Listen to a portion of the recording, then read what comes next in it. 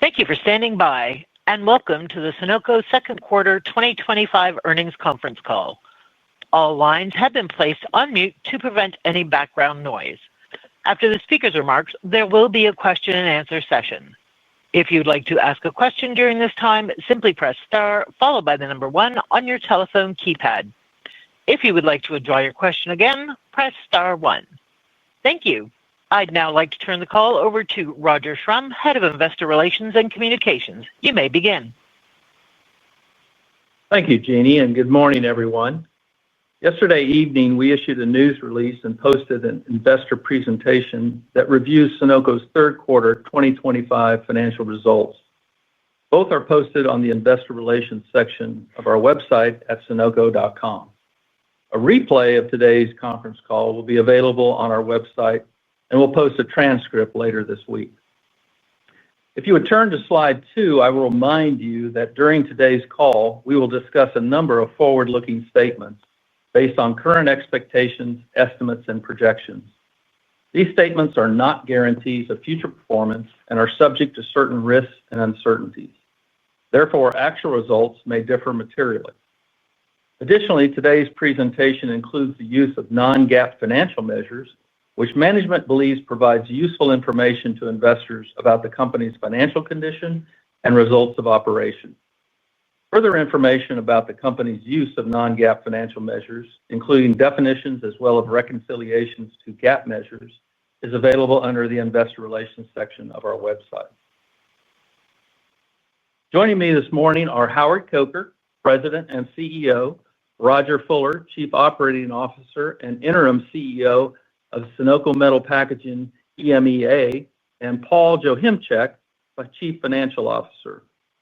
For today's call, we'll have a prepared remarks followed by your questions.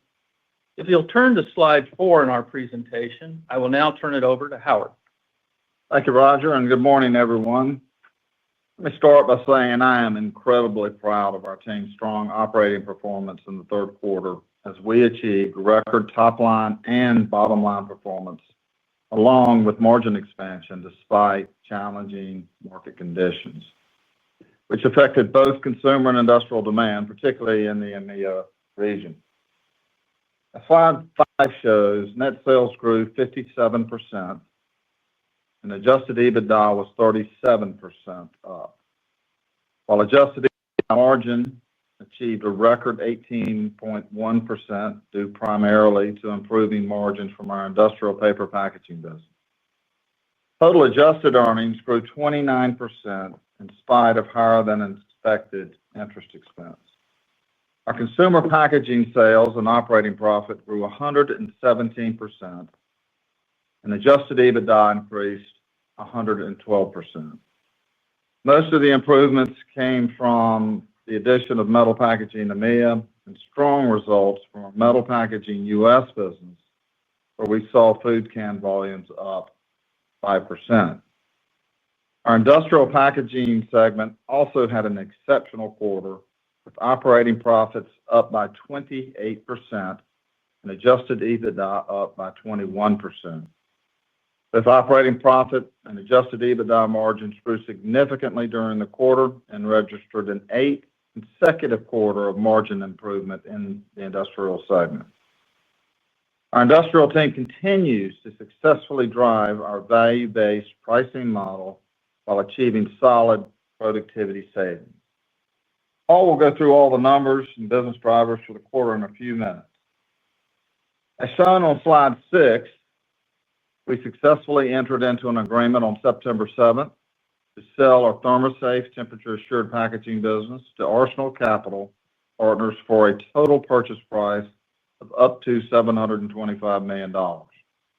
We expect the transaction to close during the quarter, subject to regulatory review.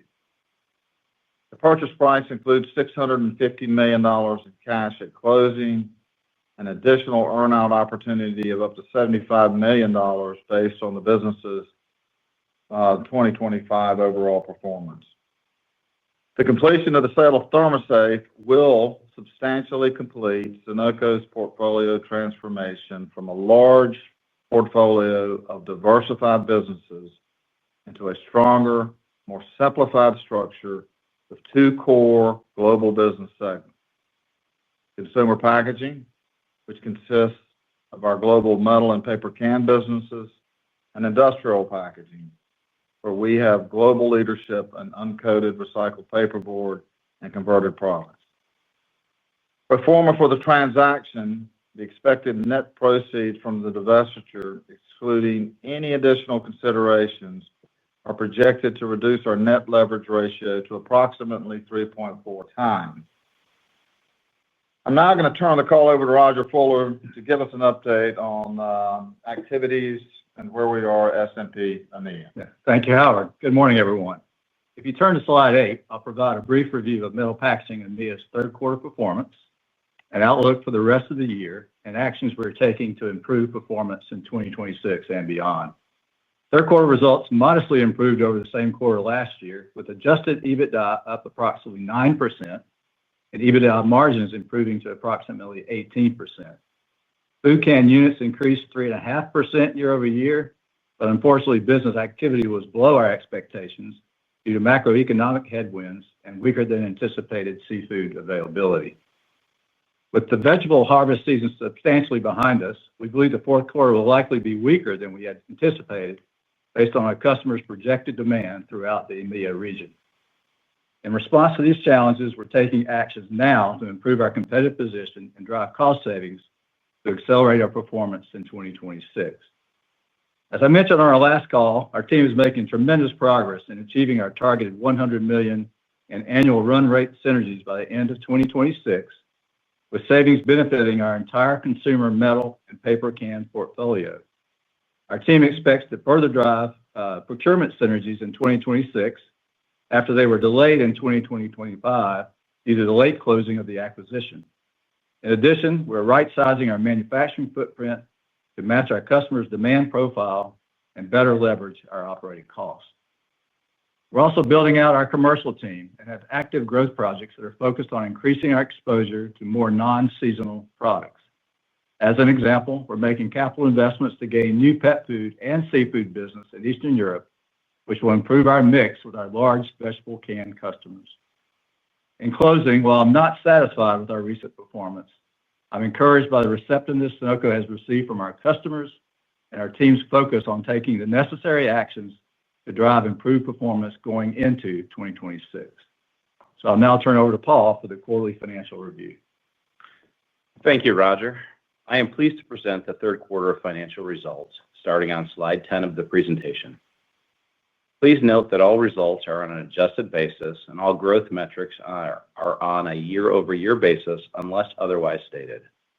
The GAAP to non-GAAP EPS reconciliation is in the appendix of this presentation as well as in the press release. Adjusted EPS was $1.92, representing a 29% year-over-year increase. This improvement was primarily driven by favorable price-cost performance of $43.5 million, the EMEA metal packaging acquisition, and continued strong productivity of $11 million, primarily from our converting businesses. These benefits were partially offset by unfavorable volume mix, an increase in the effective tax rate by approximately 180 basis points, and slightly higher legacy interest expense. Third quarter net sales for continued operations increased 57% to $2.1 billion. This change was driven by the acquisition of metal packaging EMEA, strong pricing disciplines across all segments, and the favorable impact of FX. Adjusted EBITDA of $386 million was up by an outstanding 37%, and adjusted EBITDA margin improved by 130 basis points to 18.1%. This was driven by strong price-cost discipline, continued productivity, and the net impact of acquisitions and divestitures. These benefits were partially offset by volume softness in the consumer and industrial segments and an unfavorable sales mix in our all other businesses. Slide 11 presents information on our operating cash flows, which was a source of cash of $292 million during the quarter, up more than 80% over the prior year. Gross capital investments for the quarter were $65 million, and our annual capital spending is tracking below our $360 million target for the year. As we enter our fourth quarter, we expect similar operating cash flow performance as last year as the seasonal build of net working capital reverses. Slide 12 has our consumer segment results on a continuing operations basis.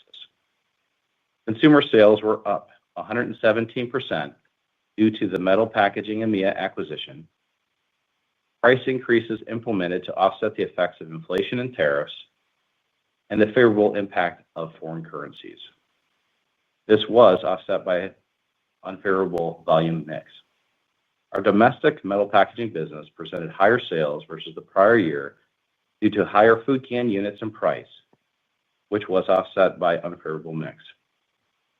Sales for our global rigid paper can business was relatively flat, as favorable price was offset by mix and lower volumes.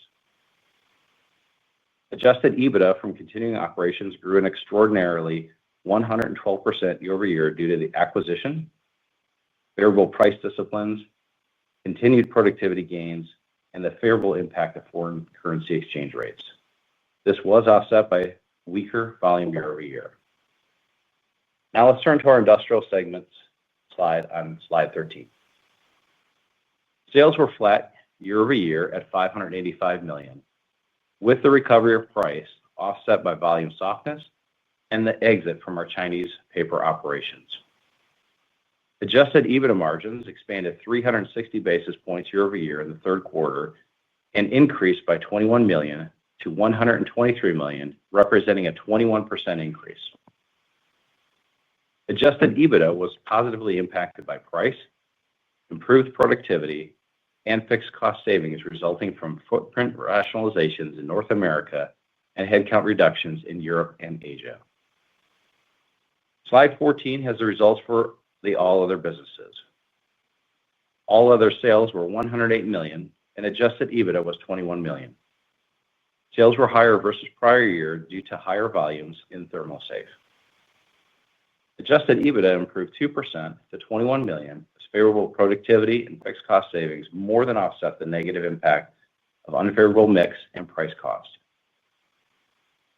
Transitioning to our outlook for the remainder of the year as shown on slide 15, we are tightening our guidance with net sales in the range of $7.8 billion to $7.9 billion. The European market continues to soften, and we are seeing pressures in the North American market with slightly lower demand. From an adjusted EBITDA perspective, we are narrowing our range to $1.3 billion to $1.35 billion, with strengths in the performance of our North American businesses offset by the softness in the European and Asian markets.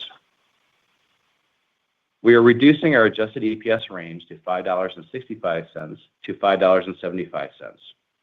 This adjustment is primarily driven by subdued market conditions outside of the United States and the deleveraging process occurring across those facilities as sales volumes declined. Reflecting on the third quarter, July commenced successfully surpassing our expectations. However, August and September experienced declines, mirroring the market's weakening trend. This downward trajectory is continuing into our fourth quarter, which serves as the primary rationale for the lowered outlook. An additional item of note is our guidance assumes a full quarter of ThermoSafe performance.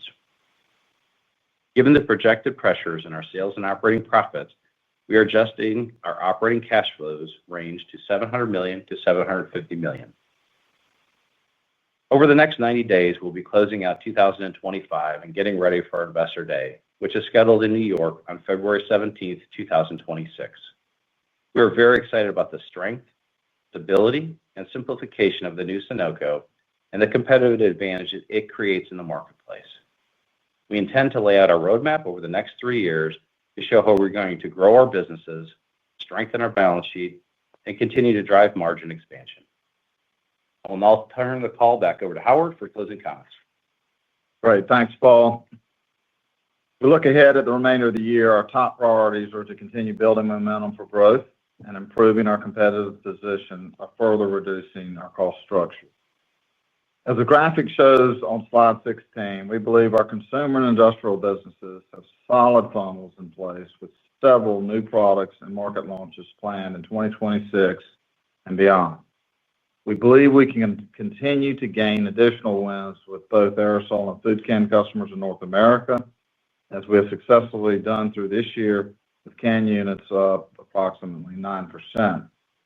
As Roger mentioned, metal packaging EMEA continues to achieve market wins, which will provide growth in 2026 and beyond. Also, we believe our rigid paper containers business is on the cusp of reigniting growth in global stacked chips, and we continue to launch new all-paper cans and paper bottom cans for customers looking to substitute with less sustainable substrates. Finally, our industrial packaging segment is purposely driving share gains while focusing on new product categories such as wire and cable reels, where we experienced double-digit growth in the third quarter, as well as new markets and applications for URB paper. If you turn to slide 17, I'll make some final comments with the planned sale of ThermoSafe. We will be entering the next stage of our transformation journey, which is focused on optimizing our operating footprint and reducing future support function costs to align them with the needs of our now simpler portfolio. Our restructurings are never easy. They're necessary if we are to realize the full value of these portfolio changes. As an example, we recently closed a 25,000 ton per year URB machine in Mexico City, which eliminates an older, higher cost machine and allows us to better balance our North American mill network. As Roger mentioned, we expect to continue to drive actions to meet our synergy target and expect to further optimize our EMEA footprint to better serve our customers and to react to changing market conditions. With a simplified operating model also comes additional opportunities to optimize support functions. We've actioned approximately $25 million in annual savings from stranded costs left from divested businesses. We're implementing additional actions that will enable our businesses to fully leverage our market capabilities and generate strong cash flow. We've added a save-the-date reminder of our Investor Day in New York on slide 18 of our presentation. I look forward to sharing our growth plans and the significant savings and value capture we expect to unlock with our simplified, focused operating vision. So with that, operator, we will now take any questions. Thank you. We will now begin the question and answer session. If you would like to ask a question, please press star one on your telephone keypad to raise your hand and join the queue. If you would like to withdraw your question, simply press star one again. And your first question comes from the line of Gabe Hajde with Wells Fargo. Your line is open. Good morning, Howard, Roger, and Paul. Thanks for all the detail. Morning, Gabe. I wanted to dig into, I guess, the European food can business. It feels like there's a couple of mixed signals here, and I'm thinking about, you guys talking to win some share, I guess, in seafood. I appreciate you talked about some powdered formula wins, but just maybe more near term, you're talking about Q4 maybe getting a little bit sequentially weaker. I'm curious if that's associated with a shortened vegetable pack or if there's something unique going on there. And then I thought kind of in the second quarter, you talked about Northern Africa, some disappointing seafood trends. I'm just curious, you're increasing exposure there. And then last part on the footprint rationalization or consolidation, what's going on there? It felt like that business was pretty well optimized when you acquired it. If you could just elaborate there. Thank you. Yeah, Gabe, good morning. It's Roger. I hit all three of those. First one on volume. First of all, when you look at the third quarter volumes, we had guided to mid-single-digit can units up quarter over quarter. We came in at 3.5%. The seasonal business, fruits and vegetables for the third quarter came in almost exactly as expected. The shortfall was in Africa, and it was, again, the sardine issue in Morocco. Plus, we have a plant in Ghana, which supplies tuna and other products. It primarily supplies one customer, and that customer's projections were too high. and that was down. So if you strip out Africa for the third quarter, we would have been in well into that mid-single digit range. So as we look at the fourth quarter, what we're seeing and what we're hearing from our customers, and the seasonal business is ramping down. So we'll have some of the seasonal business continue in October, but it is ramping down. What we're hearing from our customers, and why we take the guide down for the fourth quarter for the EMEA volume, is they're going to be very sensitive to any inventory build in the fourth quarter due to what they see as macroeconomic conditions. Technically, this could help us in the first quarter, but again, they're watching the inventories very closely, and we're watching the Africa business very closely to see how that sardine business improves. We've not seen it this year. We're not expecting it, and we're not guiding that for the fourth quarter. When you talk about the footprint issues, the number one issue is, for me right now, is Africa. Because if you look across the board, and sardines, again, primarily Morocco, other fish products in Ghana and others, we do have to address our footprint there and our cost base there, and we're actively doing that. We've also started some negotiations in France to do some continued footprint optimization around our metal end supply across our platform, which was expected, and we intended to do that as we came into the acquisition. So that was as expected. So yes, it's been a little confusing. The sardine business down hundreds of millions of units over a few-year period is a fact. It's not really an excuse. It's just a fact. And it's something that we're dealing with, and we've got to really get after the Africa footprint. So I hope that covers some of the confusion. I think, Howard, you want to follow up? Yeah, sure. Gabe, thanks for your question. What I would say is, first off, we are really, really pleased with this acquisition, the people, the technology, the market position, all the things that you point out, optimization. We, as Roger just said, we see more opportunity there. And yes, we are indeed disappointed in how we're going to finish up the year and what the fourth quarter is rolling to. And again, Roger talked to the main points there, but we did this to create a global platform. Consumer, for the first quarter ever, is one product, basically. It's cans. It's cans made from steel, aluminum, and paper. That's it. And so we have clear line of sight, as we've talked about, in terms of the synergies associated with the acquisition. But what really excites us is what we can do from a one consumer perspective. We are very early in the process, but some of the structural, commercial, and other opportunities that are materializing across our three formats, metal, our legacy rigid paper, and steel aluminum, are creating some really, really exciting opportunities that we're working now.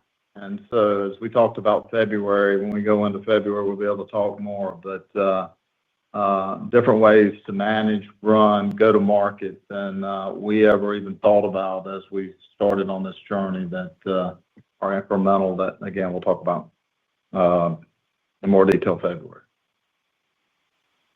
Thank you for that, Howard.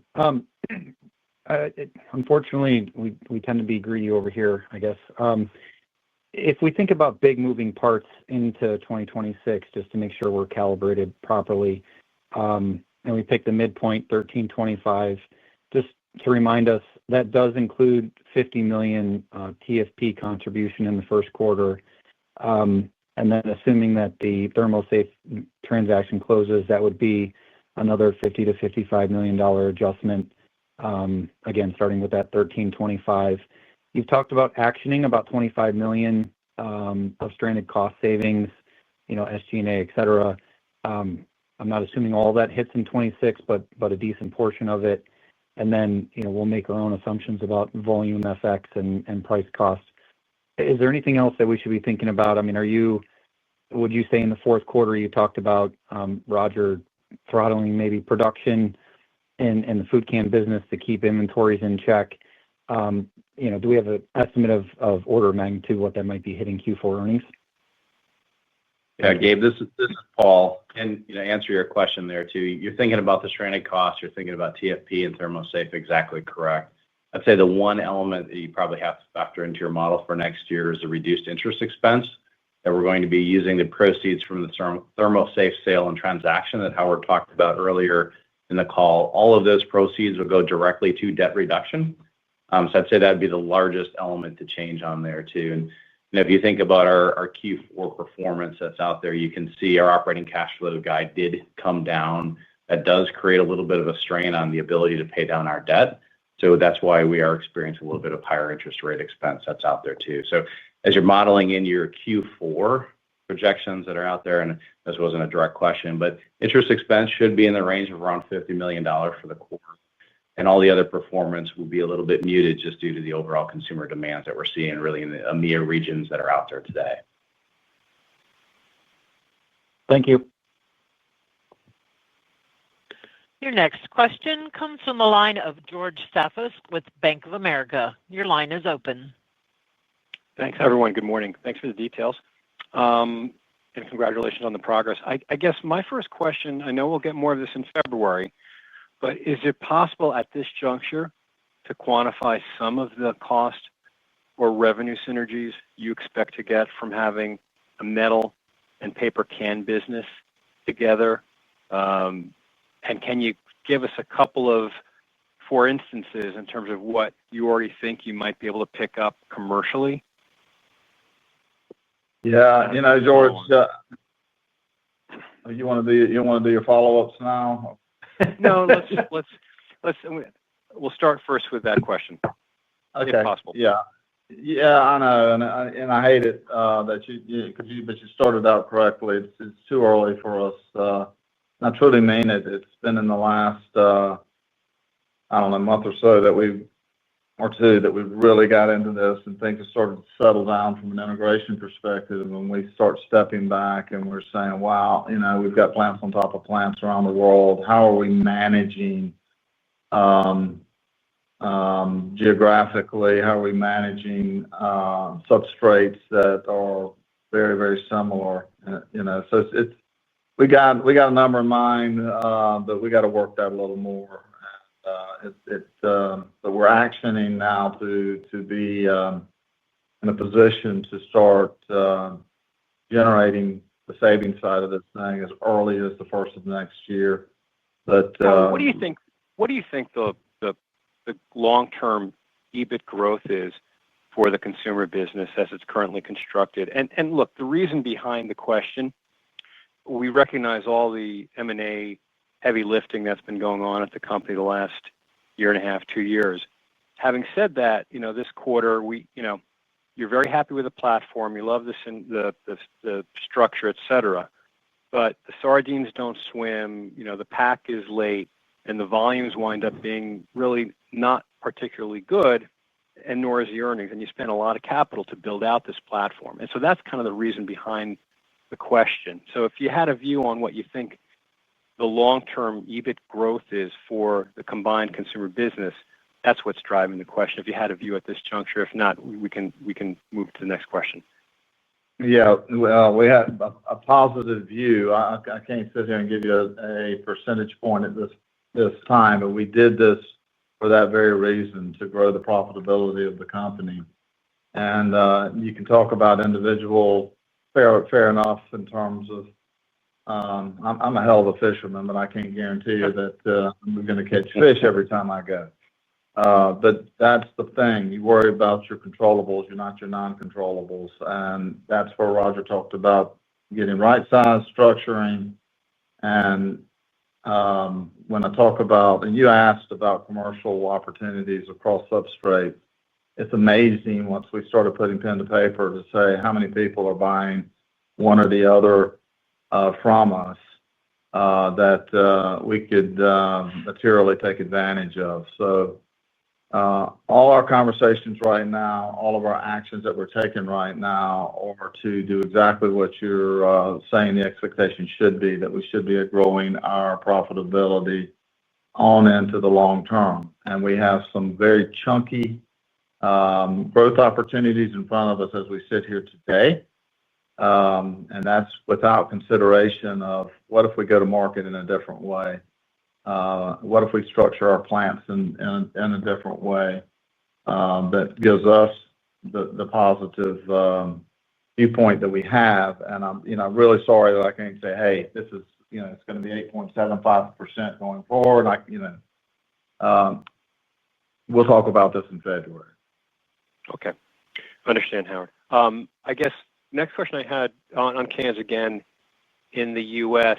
I want to say, let alone the 2Q sort of commentary, kind of into the third quarter, the commentary was that, maybe it'd be a late pack, but you'd see an uptick in the fourth quarter. What in particular is driving the weaker volume? And then as regards to third quarter, food cans being up 5%, but I think overall the performance in metal for the third quarter in the U.S. was down low single. That's just mixed, right? That's pet food versus other end markets or something else behind that? Yep, that's just mix. And what I'd say is, it was a good pack season. It has carried over into in North America into October. So we're actually looking at a pretty reasonable fourth quarter on the food can side of North America. I'd be extremely remiss if I didn't talk about the paper can side of things globally. We've got an issue going on that, what's the appropriate word? I would say temporary situation with a very major customer that is highly material to us, particularly on the international perspective, but certainly touches North America as well. And that's been an extremely disappointing, but exciting at the same time. Disappointing in terms of the performance that as this particular transaction nears closure, but exciting in terms of where this business can go into the future. So we're seeing inventory drawdown. What we're seeing in the fourth quarter. So that's part of this forecast that we've got in front of you. And again, I look at that as a temporary problem. Last one, quick one. OCC prices are really low right now. That's probably helping you a bit on margin. Hopefully OCC heads up in 2026 for macro reasons and the like. Any way you will try to avoid any margin pressure ahead of time, or will it be really the same sort of mechanisms you've had in the past in terms of pricing and the like, your pass-through mechanisms, and just you'll manage it on the way up just like you always have? Thanks, guys, and good luck in the quarter. Yeah, thanks, George. We're going to do what we've always done, but I did just highlight one example in my prepared remarks about preemptively making the right moves in terms of the balance of supply in North America. So if you listen, we're taking 25,000 tons out, and it's a really smart thing to do just in and of itself, replacing coming off of a 25,000 ton machine, and here we're sitting in South Carolina with a 180,000 ton machine with a different cost profile. So we'll do what we have to do, what we've done traditionally as it relates to price cost management, but we're going to control those things that we can control as well and make decisions like I just announced. Very good. Thanks, Howard. Yep. Your next question comes from the line of John Dunnigan with Jefferies. Your line is open. Good morning, guys. Really appreciate all the details here.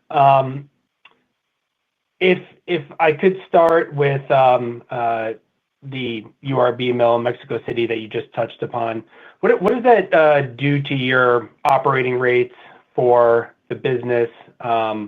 And what I'm thinking about is cost going to end up going up because you have to still supply those same customers?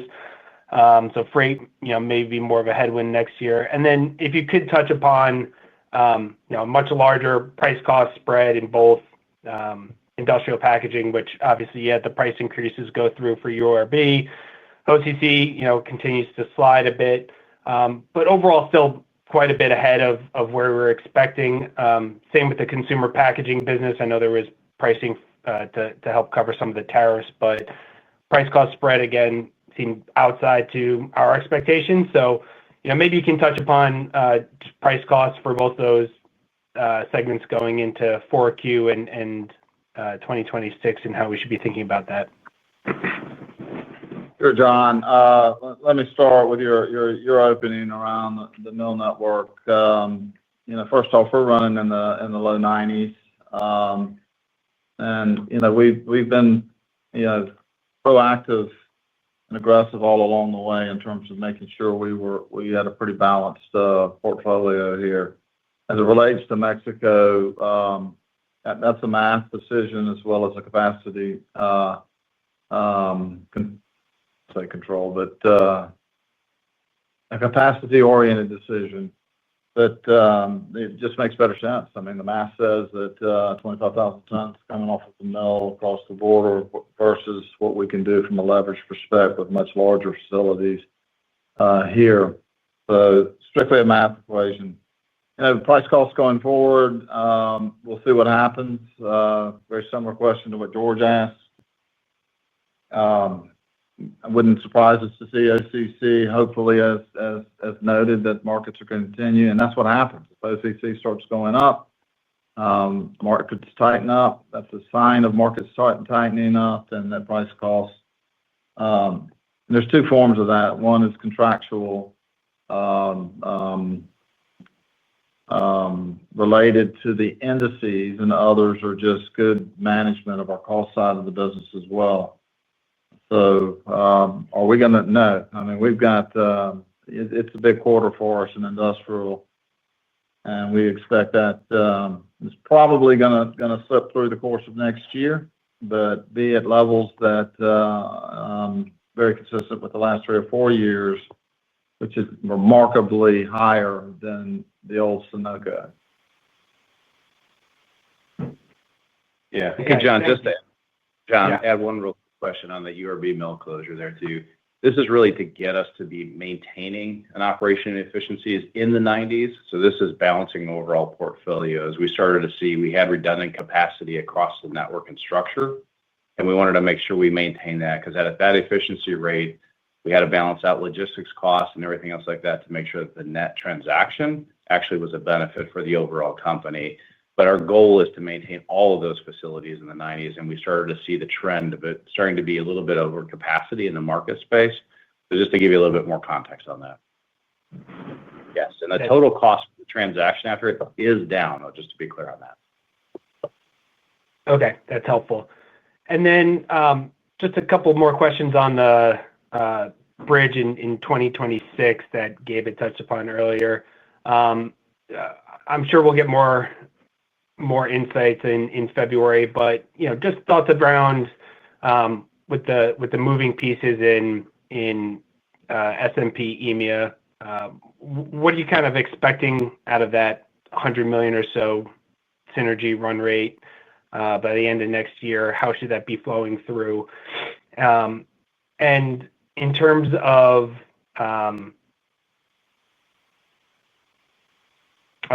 apologies, I'll leave it there. Thank you.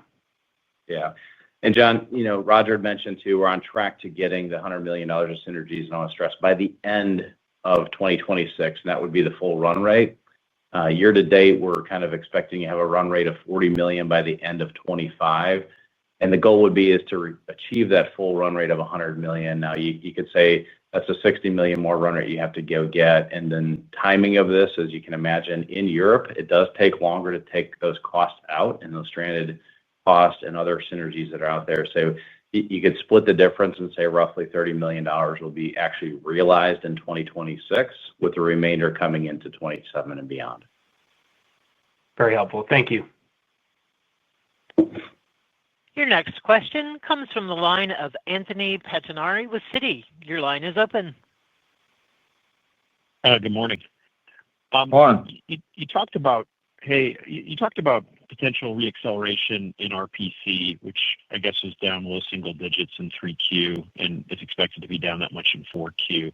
In terms of the reacceleration, is that just a large customer getting to kind of a deal completion, or are there new projects that are in the pipeline, or are you seeing anything in terms of inventories? I just wondering if you could give any more detail in terms of what drives that inflection, and is that something maybe we see in the first quarter, the first half of 2026, or any further detail there? Yeah. Anthony, the easy answer to that is all of the above. What I would tell you is that the receleration, if that's a word, receleration of our snack business is, that's a foot on the gas pedal type thing that really is impactful immediately if and when it happens. The expectation it will happen. And that's a global phenomenon for us.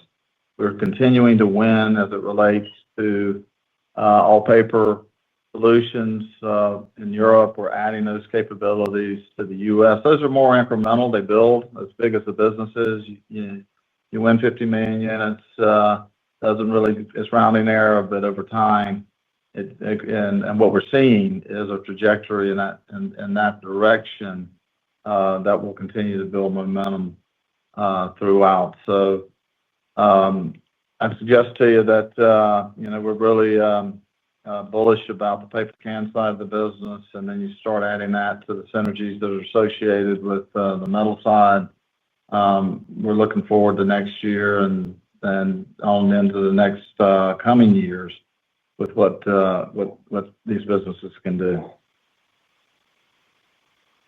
Okay, that's helpful. And then just switching gears to capital allocation. You talked about getting leverage down to 3.4 times by year end, debt pay down next year.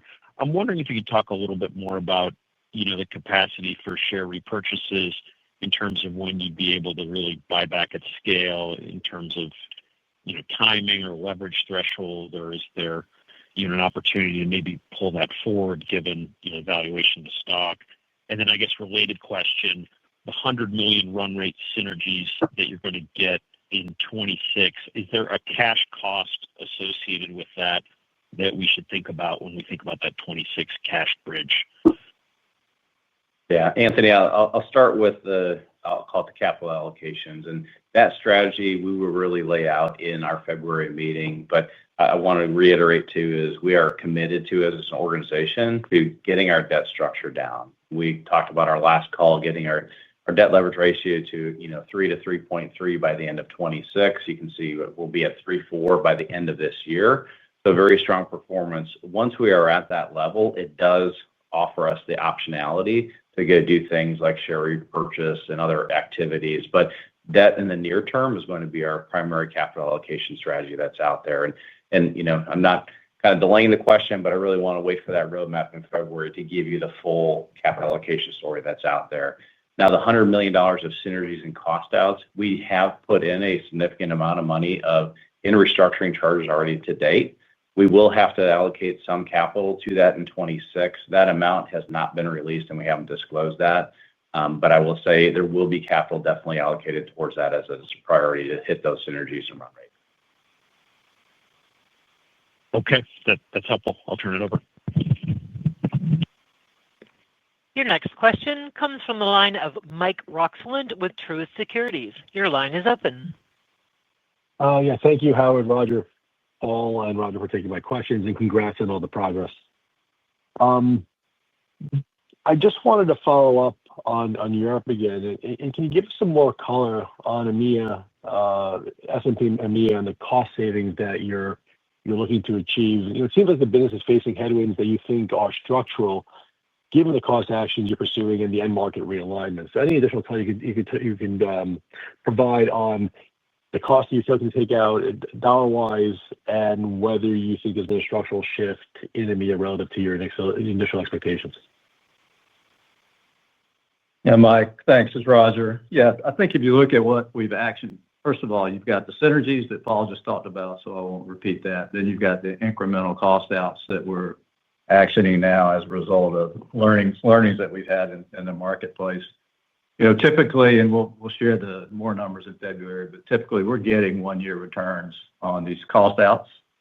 So whether it's footprint consolidation, whether it's actually going in and taking out costs to match the volumes that we see in places like Africa, we're getting a full 1-year return. And it's not if you look at the base business, in Europe, the Europe-based business, we're really just advancing plans that the business had in place. Again, going around the metal ends and consolidating our metal end production in low-cost facilities. And we're actually adding some capability in Eastern Europe, where we see the growth in products like fish and pet food. So it really is a balance. What we found is, again, back to Africa, if you look at a small plant in Thailand, if you look at what we have in Turkey with inflation concerns, those outlying areas are where we're really targeting getting some pretty significant cost out to match the volumes that we have today and make sure they have the profitability that we see in our base business in Europe. So, there's nothing, I would say, that's extraordinary, different than what we went into the plan with. The strategic rationale around the acquisition is still solid. Service quality leader in the organization, strong operational team. Frankly, as we look at next year, where we're focusing, and I mentioned in my opening comments, is around our commercial capability and commercial excellence. We're building out our talent and our regional sales team. We've added talent in France and Italy and Germany. And towards the end of the year, we're going to have a new commercial leader coming into the organization. So, I'm really excited about that. So as you get into all areas of commercial excellence, price, cost, a real disciplined approach to share gain in the marketplace, so on and so on. That's where we're focusing our time, and I think that's really what will drive our improvement that we're targeting in 2026. Thank you, Roger. How much, from your being involved in the business as closely as you are, how much of the weakness that you're seeing in EMEA relates to end markets versus commercial capabilities and maybe not having the talent in the right seats at present? No, I think it's no. I don't see that. I think when I get into those type of comments, longer term, I think certainly it's going to help us. We've got some exciting growth projects that are going to hit in 2026. For me, it's about recovering all forms of inflation. Again, back to that discipline process to go to market to win share. So, what we've seen this year, the surprises we've seen this year, I hate to repeat myself, is around things like sardines in Africa. Is some of the business that we've seen in Turkey be reduced as a result of really high inflation levels. So, no, I don't think this, volume-wise, I think the year played out exactly how it was going to play out. It has nothing to do with commercial capability because we've got wins coming. For me, it's more around that value add, getting paid to be the service quality, technical service leader in the market. Make sure we're getting paid for the value we're taking into the marketplace. The volume, the unexpected volume drops, really, we talked about the reasons for those. And now they're included in our fourth quarter guidance, and we'll talk about more of that in February, how we see it for 2026. Got it. And then just one quick follow-up. Can you just help us, frame the procurement benefits you expect to receive next year from integrating both U.S. and EMEA steel procurement teams into a single globally focused organization? I think the company originally mentioned $20 million from reducing support functions. Is that still what you're looking to achieve? Is there any upside to that? Any color would be helpful. Thank you. From the procurement, we said from the very beginning that procurement savings of the $100 million synergies would be about 60%. We said $20 million will come from synergies around support functions. That's still a really good number. What Howard's been talking about and Paul's mentioned before, as far as future restructuring, that would be on top of that. But you're right, the numbers you call out are exactly right. Procurement's about $60 million of the full $100 million run rate, and other support costs is about $20 million. And then final $20 million is supplying ends to our paper can business that we had not supplied before, and other one-off moves that we're making. Again, we're fully confident we can get that $100 million run rate by the end of 2026. Yeah, I think, Mike, your comment related to mine about the $20 million that we've standard costs that we've taken out through the course of this year, that's going to be rolling into next year. And then what I alluded to was that we're on the cusp of looking at even more opportunities corporately. I think, it's corporate as well as operationally that we'll be talking about as we go into next year. Got it. Thank you very much. Your next question comes from the line of Ghansham Panjabi with Baird. Your line is open. Hey guys, good morning. Just given that there's so many moving parts, with your portfolio, et cetera, Howard, if you just zoom out a bit and kind of think about the end markets, how are you thinking about the operating environment for both consumer and industrial as you look ahead to both 4Q and the early part of 2026? And I'm just asking as it relates to the trend line from what we've seen, in consumer and the industrial markets over the last few quarters. Is there any inflection or is it just more of the same at this point? Yeah, first, Ghansham, appreciate the comments about all the moving pieces. I get it. We've been busy for the last 5 years setting the portfolio in place that we have today. I just want to kind of put a stake in the ground and say that's done. This is the first quarter, being the third quarter, where you're actually able to look at the go-forward consumer business, which is nothing but cans. Industrial is what it is. On the consumers, what's happening at this point in time and into 2026, I'd say, I don't see a real stimulus, across the globe at this point in time. We've spent most of this call talking about EMEA, and I talked about the consumer side as it related to, certainly Roger, as it related to the metal, but paper can volumes are actually okay right now. Flattish the last year, but that's with the impact of one discrete customer that I think we all understand. So we're not planning on to see some great resurgence in terms of consumer volumes going forward. Typically, if macroeconomics, and I say typically, it's actually factual. We went back and looked at slowdowns in the macro. We win on the consumer side. The consumer is spending more in the supermarkets than they are in the restaurants. So we'll see how that plays out. Industrial, just in North America, just kind of flattish quarter over quarter, and I don't think you'll see us expecting that to materially improve either as we go into next year based on what we see at this point in time. Europe, as we talked about EMEA, and we look at fourth quarter and the forecast. We came out of the August holiday season there, and typically in our industrial business, we see a pretty good lift as we get into September, trailing off as we get to the latter part of the fourth. We didn't see that lift. So there is in September. So there is definitely signs that things aren't great. And again, traditionally, that's been a good thing on the consumer side of the business because people are shopping in the markets more, but too soon to call at this point in time. Okay, thanks for that, Howard. And then in terms of the industrial, margin expansion of 380 basis points year over year for the third quarter, was there anything unique that boosted the quarter? I mean, it seems like margins were quite a bit higher than the trend line over the previous quarter, just given the price cost flip that has benefited. Just more color on that would be great. Thank you. Yeah, price cost is certainly a part of it, and I want to take you back in time. Our margins in our industrial business, if you go way back to Project Horizon to where we are today, with our refocus of saying we are the world's number one in URB and converted URB products, let's behave that way. So the capitals that we started putting in 4 and 5 years ago have continued to drive improved margins. Obviously exceptional for this quarter, and price cost is part of that.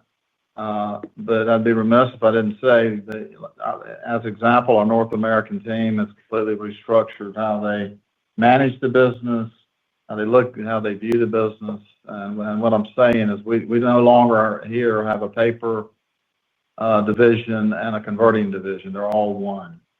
And it has created a powerful new new viewpoint in terms of how we are optimizing our supply chain between the paper mills and the converting operations. It's driven costs out. So there's some stickiness to the improved margins, but certainly price cost is going to be a part that ebbs and flows. But I'm very, very proud of this team and be able to say that 5 years ago, if I told you guys we were operating in the 16, 17, 18% type margin range, you would ask the same question: when's it going to drop down to 13? Very impressive. Thank you. Yep. Your next question comes from the line of Mark Weintraub with Seaport Research Partners. Your line is open. Thank you. A few quick follow-ups. One on the synergies, or really actually the purchasing synergies. I remember last year the deal closed a bit late, and so you didn't end up getting them in 2025. I would have thought you would have gotten most of that $60 million in 2026, but the way you talked about maybe like $30 million in total for synergies, it seems like that might not be correct. Can you explain why the purchasing synergies, how much have already come, and why more of it wouldn't come quickly in 2026? Yeah, Mark, that's a great question. And if you think about the cycle of the sales as they come through throughout the whole year, the procurement is 60% of the overall savings. We did realize a portion of procurement in 2025, so it won't be a full $60 million of savings, an additional incremental in 26. So that's why, I gave you a midpoint of it to be conservative, and we'll give you that real strong clarity in that February 26th of the outlook of the full synergies and the roadmap that's out there. But the $30 million is a conservative approach. Yeah, Mark, remember, we're not just talking, people immediately go to tinplate, but we're talking about all purchasing. So compounds, coatings, indirect, freight, and the like. So many of those we were able to start realizing some synergies this year. Okay. And second, congratulations. I think you say it's an all-time record quarter. Your stock doesn't seem to be reflecting the really strong financial performance. So I guess I was a little surprised that I didn't sense a more clear-cut communication on the share repurchase opportunity. I mean, I think buying back stock, just the cash benefit of not paying out the dividend is probably after tax even higher than your after-tax interest expense.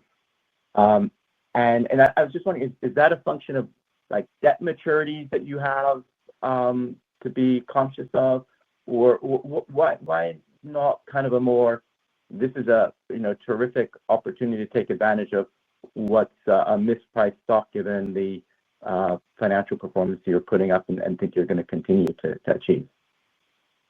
Thanks. Mark, what I'd say is certainly stock buybacks are in the mix, but we're also looking at, we talk about options, one of which is obviously stock buybacks, more aggressively pay back down debt, and the third being capital reinvestments into the business and restructurings. And so we're balancing, that's our decision tree, if you will, and which one is going to offer the longest term payback to our shareholders, to our owners. So we've talked about the restructuring, that things that are really coming to light today.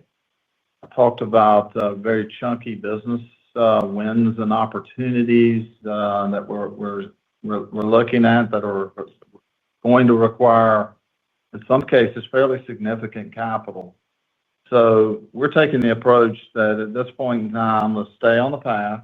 Let's continue to pay our debt down. Let's mine these opportunities. And at the right point in time, we look and say, we've got this capital project. We can buy back shares. We can do this restructuring and still maintain the debt type levels that we think our shareholders expect of us and make that right decision at that time. Okay. Appreciate it, Howard. Thank you.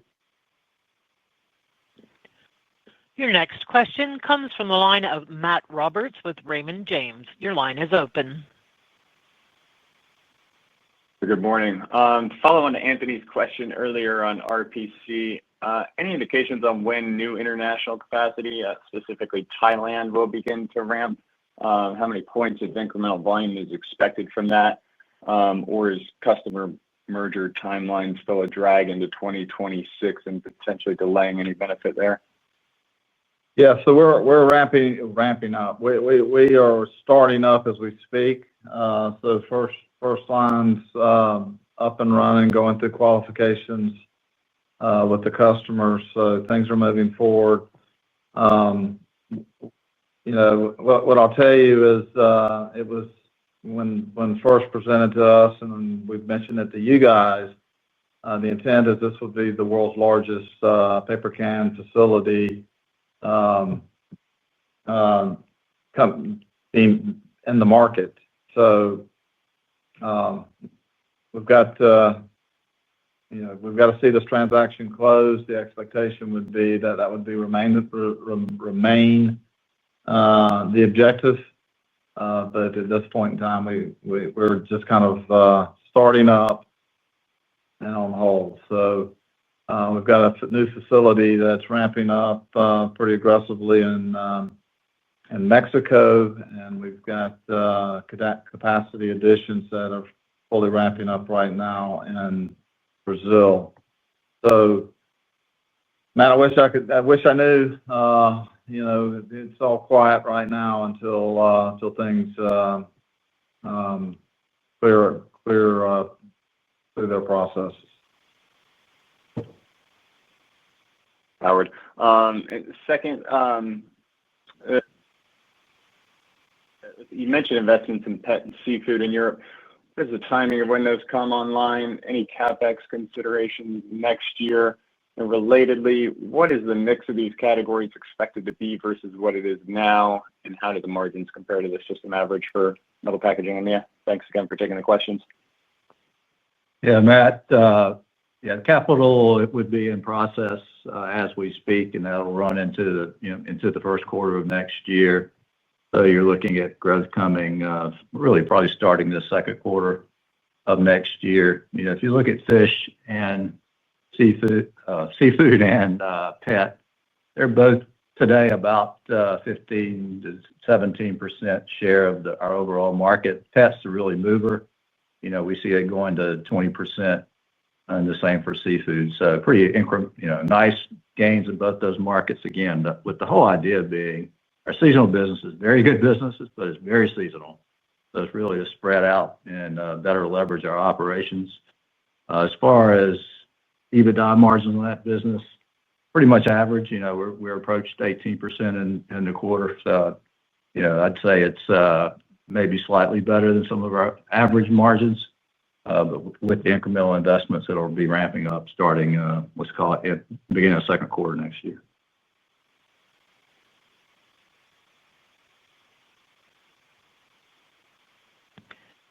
That concludes our question and answer session. I will now turn the call back over to Roger Schrum for closing remarks. Again, I want to thank everybody for joining us today, and do please save the date for our February 17th New York Investor Day, and we'll be providing you more information on that in the future. Thank you again for your attention. This concludes today's conference call. Thank you for your participation. You may now disconnect.